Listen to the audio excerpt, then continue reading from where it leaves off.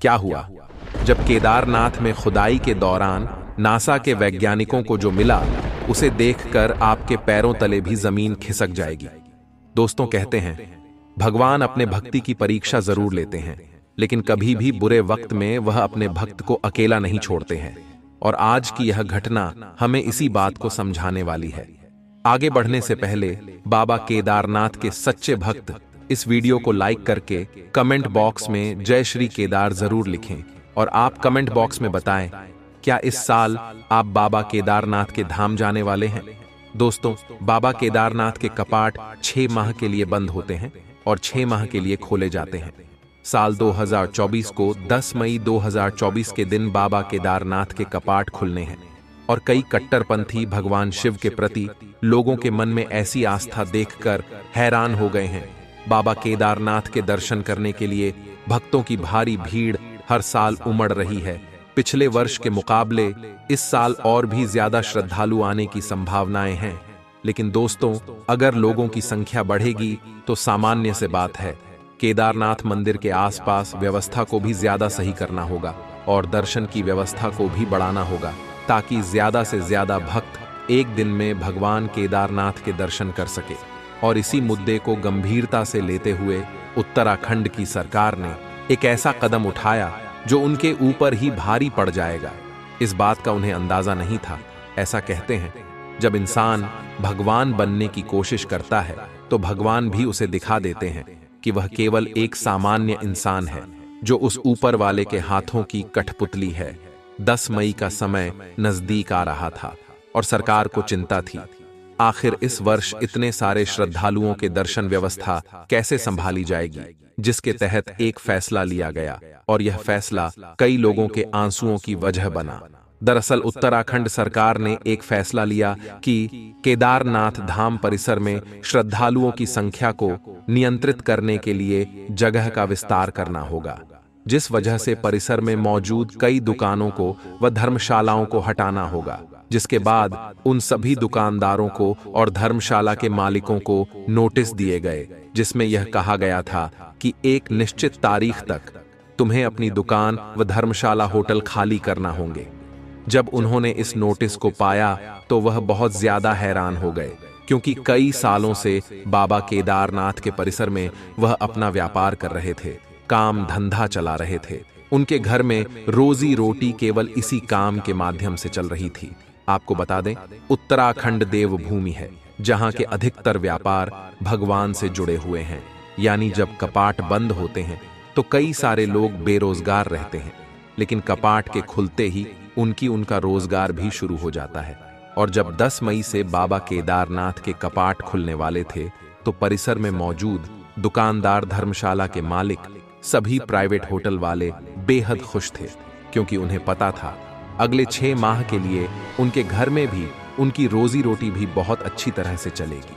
लेकिन सरकार ने उस परिसर के दुकान वालों को जो नोटिस भेजा, उसे देखकर उनके पैरों तले जमीन खिसक गई, जिसके बाद कई दुकानदारों ने मिलकर इस निर्णय के खिलाफ धरना प्रदर्शन किया। उनका ऐसा भी कहना था कि अगर उनकी दुकान को नुकसान पहुंचा या उनके साथ अन्याय हुआ तो वह 10 मई को होने वाली 4 धाम यात्रा का पूरी तरह से विरोध करेंगे।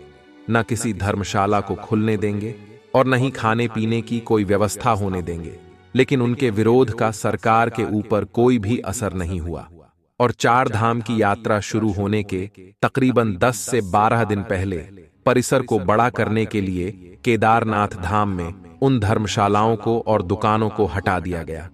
सभी दुकानदार बड़े मायूस थे, उनकी आंखों में आंसू थे, लेकिन मन में एक संदेह था कि आखिर बाबा केदारनाथ उनके साथ ऐसा कैसे कर सकते हैं।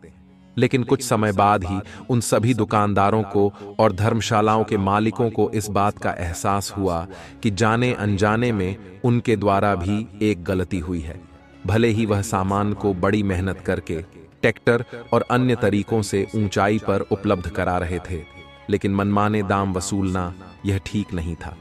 उन्हें भी अपनी गलती का एहसास हुआ और उन्होंने बाबा केदारनाथ से क्षमा याचना कर ली और सरकार द्वारा नियमित आदेश अनुसार हर चीज को आगे उपलब्ध कराने का वचन दिया। कहते हैं, भक्त जब मनमानी आचरण करने लगता है तो भगवान उसकी परीक्षा लेते हैं, लेकिन जब वह अपनी गलती स्वीकार कर लेता है तब भोले बाबा अपना भोलापन दिखाते हुए उन्हें बहुत जल्दी माफ भी कर देते हैं। और ऐसा ही हुआ अगले दिन, जब जेसीबी द्वारा उन दुकानों को हटाने के पश्चात वहां पर खुदाई का काम चल रहा था, ताकि वहां पर पक्की सड़क वह अन्य बैरिकेड्स बनाए जा सके। लेकिन उस खुदाई में एक ऐसी चीज नजर आई जिसे देखकर सभी के होश उड़ गए। जब जेसीबी द्वारा केदारनाथ के उस परिसर में खुदाई की जा रही थी, तभी वहां पर एक अति प्राचीन मुकुट उन्हें प्राप्त हुआ। इसके बाद इसकी सूचना अधीक्षक को दी गई। जब उसने इस मुकुट को देखा तो समझ चुका था कि यह काफी प्राचीन मुकुट है, जिसके पास केदारनाथ के काफी पुराने और सिद्ध पुजारी महाराज को वहां बुलाया गया और वह मुकुट उन्हें दिखाया गया। तब उन्होंने मुकुट की असलियत पहचानते हुए कहा कि यहीं पर समीप पास ही में एक भैरव बाबा का मंदिर है।